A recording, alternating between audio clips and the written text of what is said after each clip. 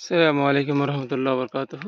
আজ পহেলা বৈশাখ, বাংলা নববর্ষের প্রথম দিন। এই দিনকে চট্টগ্রাম অঞ্চল অনেকে আমের বিয়ে বলা হয়, আমের বিয়ে দেওয়া এরকম বলা হয়। এর আগে আম খেতে পারেন এরকম একটা প্রবাদ প্রচলিত আছে।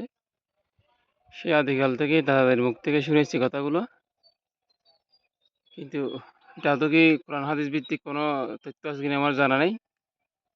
এই যে আম, মাশাআল্লাহ, একদম নিচে নিচে গাছে সারি সারি ভাবে আম ধরে আছে। এই যে মাশাআল্লাহ, আল্লাহর নিয়ামত। এই যে মাটি থেকে সর্বোচ্চ 3 হাত 4 হাত উপরে, এর বেশি না।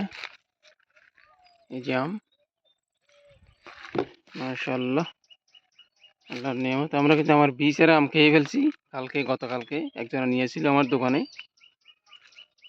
আজকে বাগানে দেখছিলাম আম ঠিকই আছে।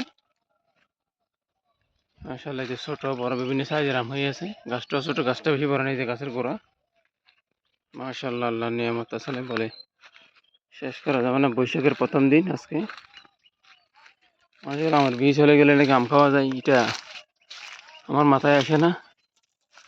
আমার বিয়ে বলতে কি, আমার বিয়ে বলতে কি, সেটা তো বুঝে আসে না আমার। এটা হয়তো হিন্দুদের একটা রীতি, তারা এটা পালন করে থাকে। বিশেষ করে আমাদের বাংলাদেশ চট্টগ্রাম অঞ্চলের হিন্দুরা এই জিনিসগুলো পালন করে থাকে।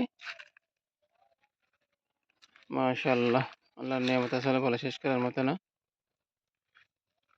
মাশাআল্লাহ, মাশাআল্লাহ, এখানে আছে আমের ছোট ছোট আম।